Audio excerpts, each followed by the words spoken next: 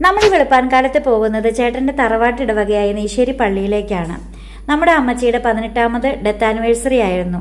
2007 August 7-നായിരുന്നു അമ്മച്ചി മരിച്ചത്. പള്ളിയിൽ കുർബാനയൊക്കെ കഴിഞ്ഞ് നമ്മൾ നേരെ സെമിത്തേരിയിലേക്ക് പോകുക.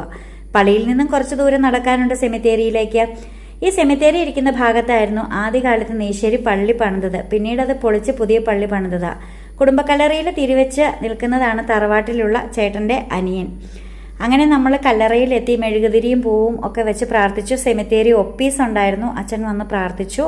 ഈ കുടുംബക്കല്ലറയിൽ അടക്കം ചെയ്തിരിക്കുന്നത് അമ്മച്ചിയെയും ചേട്ടൻ്റെ നേരെ മൂത്ത സൈമൺ ചേട്ടനെയുമാണ്. ഇതാണ് പുതിയ നീശ്ശേരി പള്ളി. ഈ പള്ളി പണിതത് നമ്മുടെ ചാച്ചൻ കൈക്കാരനായിരുന്ന കാലത്താണ്. ഇവിടെയായിരുന്നു ആദ്യകാലത്ത് ഉറുമ്പിൽ തറവാട് നിലനിന്നിരുന്നത്.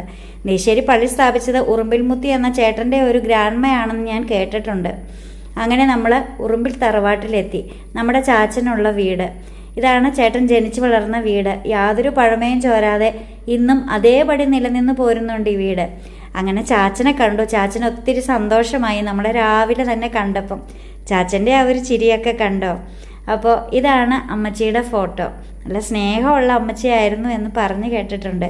എനിക്ക് രാവിലെ കോളേജിൽ പോകാനുള്ളത് കൊണ്ട് നമ്മൾ നേരത്തെ തന്നെ ഇറങ്ങി. ഫുഡും കാര്യങ്ങളൊക്കെ തലേദിവസം ഉണ്ടാക്കി വെച്ചത് കൊണ്ട് എല്ലാം എളുപ്പമായി. അങ്ങനെ പോയിട്ട് വരാം.